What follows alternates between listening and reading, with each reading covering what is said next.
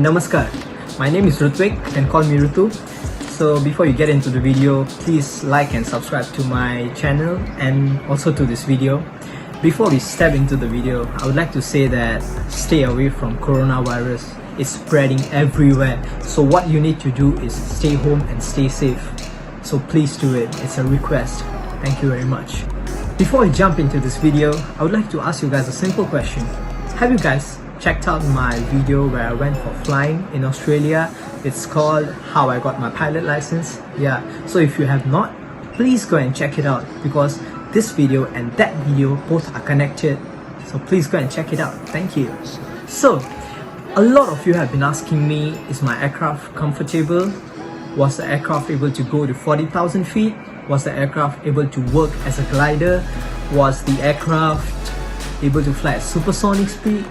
Wow, all those questions were really good, and I really appreciate your efforts of asking the question, and thank you very much. And sorry for some of you that I can't really answer your questions. I'm just a student pilot. Let's get into the video. Jabiru Juliet 120 Charlie.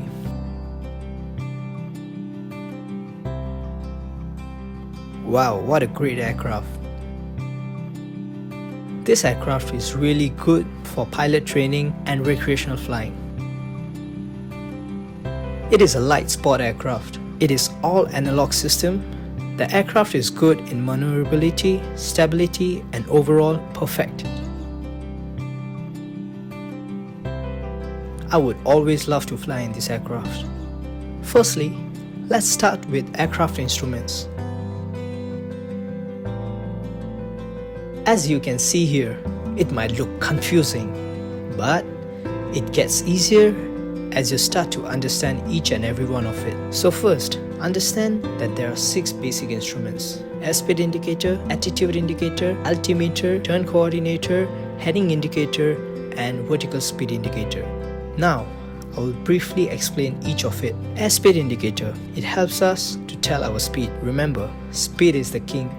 In any condition of flying, you will always check your speed. Speed indicates in knots. Attitude indicator tells us our aircraft's attitude. For example, is the nose up, is the nose down, or is the aircraft rolling or pitching. Altimeter tells us at which height we are. For example, I am at 3,000 feet, I am at 4,000 feet. It is measured in feet. Turn coordinator tells us at which rate the aircraft is turning. For example, rate 1 equals to 180 degrees in 1 minute. Heading indicator tells us which direction we are heading towards. For example, if the indication is shown as 280 west, the pilot will command as, for example, runway 28. Vertical speed indicator tells us that is our aircraft ascending or descending. That can be the indication. But when we are flying straight and level, our indication should show as 0 climb or 0 descend. The arrow must be pointing at 0. It is measured in feet too. As you can see in the video, the heading indicator is at the top. My throttle is in between my legs. My control stick is on my right side. So there are few changes in this aircraft, or I would say adjustments, but it's pretty good. You will get used to it really quickly. Are the seats comfortable? The seats are pretty comfortable.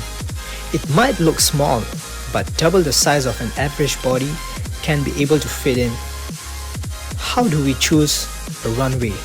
By making use of windsock and your heading indicator, we can tell that we are using a runway which will make the aircraft eat into the wind, which means fly against the wind and not with it. What is clean and dirty configuration? Clean means when all the external equipments are retracted, for example flaps, which means we will have less drag. Dirty configuration, which means when all external equipments are extended out, for example flaps down, creates drag. How big is the aircraft? If you compare a Jabiru Juliet 120 Charlie with an SUV, Jabiru is smaller in size as the capacity is only for 2 maximum. Where is the placement of other instruments? There are other instruments in this flight too.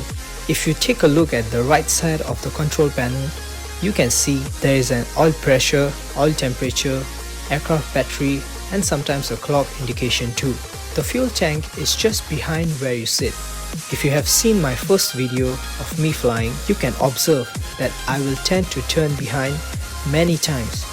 I am actually checking the fuel quantity. Last but not least, the radio calls, one of the important ones. As we are flying in a non-controlled airspace, or sometimes we call it Class G, we are pilot in command. We communicate with whoever is flying in our zone.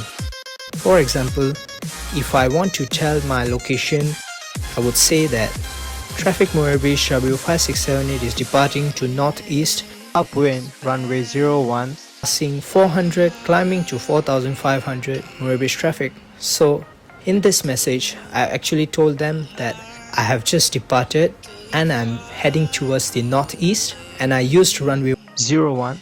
Right now my height is about 400 feet and I'm going to climb to 4500. That was my whole message. Some of the most basic but the most important rules to follow as a pilot are aviate, navigate, and communicate. Thank you for watching my video. Hopefully I have answered most of your questions. If I have not, you can question me in the comment section. Thank you again. If you liked it, like, comment, share and subscribe. And also stay safe.